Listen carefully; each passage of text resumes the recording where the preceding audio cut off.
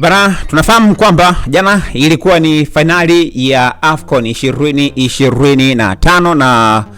Senegal amefanikiwa kuchukua kombe ikiwa ni kwa mara yake ya pili, akiandika historia hiyo, huku pia akiwaacha wa Morocco wakiwa mdomo wazi, wakishangaa kutokana na kile ambacho kinaendelea, na wao ndio walikuwa waandaaji, kwa maana kwamba mwenyeji na watu wengi zaidi walikuwa wanatarajia kwamba Morocco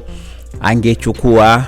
ubingwa huo, lakini isivyo bahati kombe limeenda kwa upande wa Senegal, na ndio ambao wameibuka kidedea wakiongozwa na Sadio Mane. Tunafahamu kwamba mambo ni mengi sana uwanjani, yote kwa yote ni kuhakikisha kama wanapambana, kila mmoja pia anachukua kombe, lakini miongoni mwa matukio pia ambayo yenyewe yalikuwa yakijitokeza, tunasema kwamba ni nje ya uwanja, ni katika moja ya matukio ambayo ilikuwa yanaendelea nje ya uwanja jana kwenye mechi ya finali kati ya Senegal na Morocco, ni pamoja na hii vita ya taulo la kipa wa Senegal ambalo lilikuwa linalindwa kwa nje na kipa namba 2 wa taifa hilo ambalo ni taifa la Senegal. Inaja kwamba watu wa Morocco bana walikuwa kichukua zaidi ya mataulo mawili ya Mendy, golikipa wa Senegal, hadi kipa mwenzake pia alipoamua kuja kulinda taulo lingine tena la 3, kitendo ambacho walianza kumnyang'anya kwa nguvu bila mafanikio, huku wachezaji baadhi kutoka Morocco mmoja wapo pia akaamua kumlinda kabisa katika taulo lile. Alikuwa akionekana Saibali pia akiwa yupo karibu pale akilinda, wakati huo pia golikipa akionekana ameshikilia lile taulo. Kitendo kama hiki pia Morocco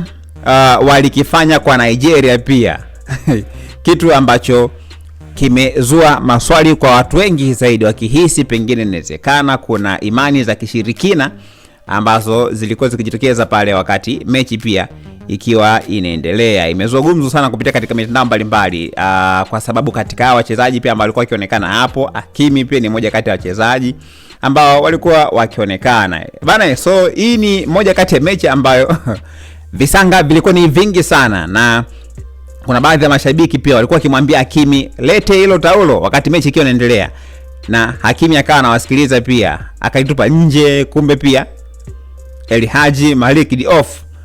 kama kawaida alikuwa yuko rada sana, akawa anaangalia kile ambacho kinaendelea. Haraka haraka akakimbia mpaka nje ya uwanja, akalichukua ile taulo ambalo lilikuwa limetupwa nje na Hakimi, na baada hapo pia akarudisha pale pale golini. Kwa hiyo ilikuwa ni miongoni mwa vituko ambavyo watu mbalimbali pia wamekuwa kijiuliza maswali mengi sana kwamba ni nini ambacho kilikuwa kikiendelea, lakini wa Morocco ni kitu gani pia ambacho walikuwa wakikiona mpaka kama kufanya vilaya. Na kuachia hapa video kidogo uweze kutazama, lakini nakumbusha tu usisahau kusubscribe kwenye account yetu ya YouTube ambayo inasomeka Dodoma TV.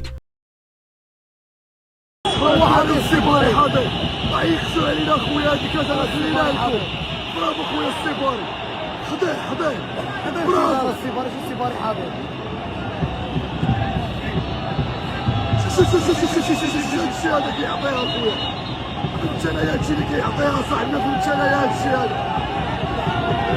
فهمونا اخوتي هادشي هذا شنو